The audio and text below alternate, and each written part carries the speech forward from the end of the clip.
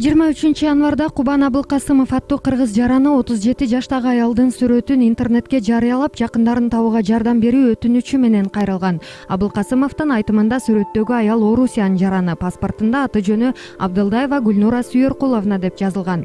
Ал жол кырсыгына кабылып, эс тутумун жоготуптур. Өзү кыргыз экен, Москва облусундагы реабилитациялык борбордо жатат.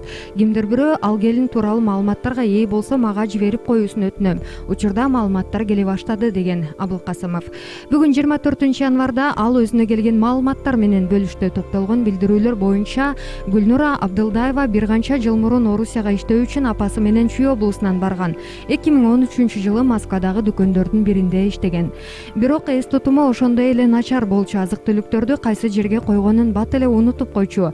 Бир бутун сылтып басчу. Ошентип бат эле жумуштан чыгып кеткен.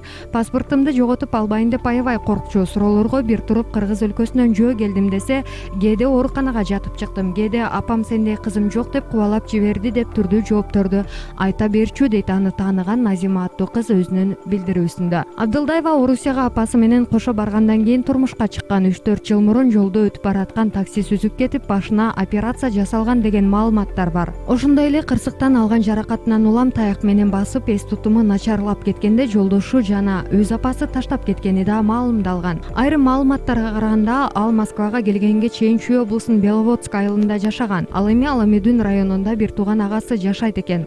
Азырынча байланышка чыга элек, дейт Абылкасымов.